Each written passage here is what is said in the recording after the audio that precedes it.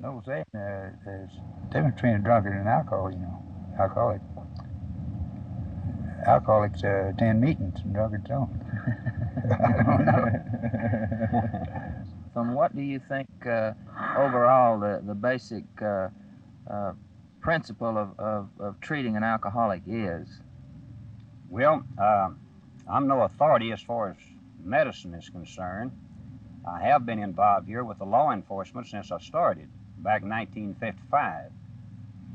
Basically, these men that we deal with primarily are Skid Row alcoholics, and they need, I'd say, three things. They need food, shelter, and medical assistance, and we've tried to provide this. What most of all about the farm do you think has helped you?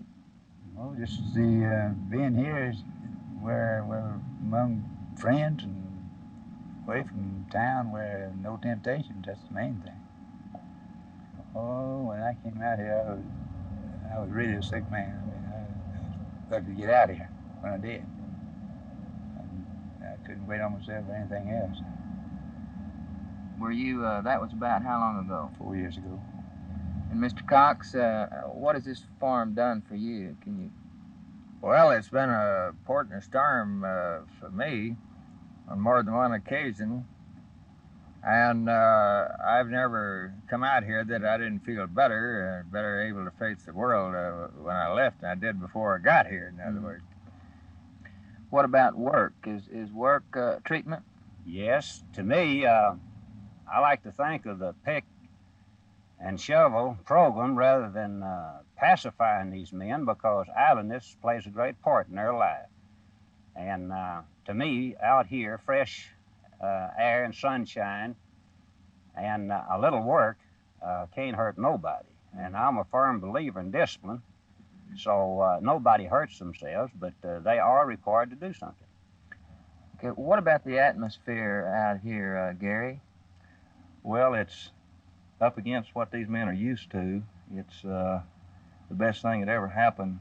You know, you're you're in the city where these men usually stay from town to town. They head right to downtown areas. They're in the alleys and missions and right around where all the liquor stores and the men are that are not good for each other. And you get them out here where there's fresh air and sunshine. We've got a little over 200 acres fenced in on Lake Worth, and they get out around the animals and wander around, and you know, you can get a whole lot closer to yourself and realize you can see your problem and what you've been in, and analyze yourself a whole lot better than you can while you're down on the streets. The prisoners inside the grounds they have with a chain link fence around, they stay in there whenever they're not out on work details or not on the honor side doing various details. They have horseshoes, they have a TV, they have some reading material. We're trying to combine the two sides where they'll have the same opportunity to find themselves. The paddy wagon will make 3 loads a day to the farm. He'll bring out the new commitments after they hold corporation court downtown. The judge has sentenced them, and then he'll bring back the releases, and then he'll make a run to John Peter Smith Hospital for the prisoners who need medical help, and then bring them back. So he'll make 3 runs a day. The men, of course, do all this work themselves. They built this fish pond. They take care of the grounds. They planted all the shrubbery, and they work throughout the city on various details, and they work out the Botanic Gardens in the Fort Worth Zoo for 2 places, and they bring back little pieces of shrubs and plant them around, and they've got it looking very good.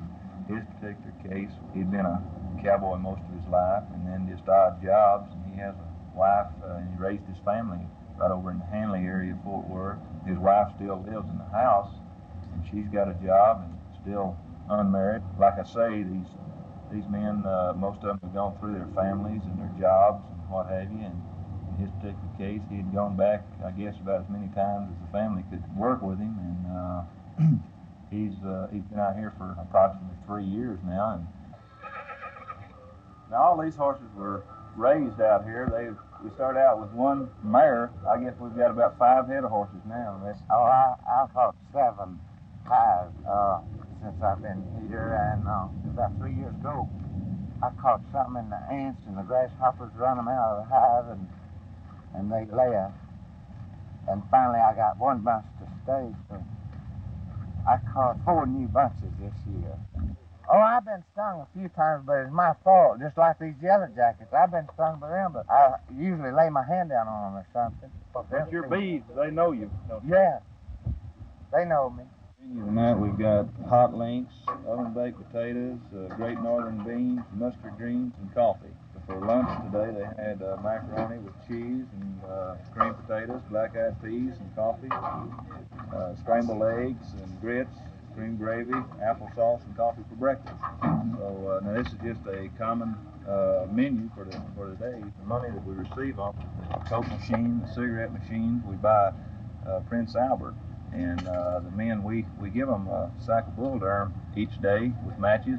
And on Wednesday nights we have bingo. And we buy Prince Albert, and they play for high stakes. They play for an extra can of Prince Albert to mix with their bull durham, and it makes for good smoking. So there's John Fogarty Foundation, and he owned Economy Supply and many other businesses. He at one time was an alcoholic and went way down and worked his way back up. And of course.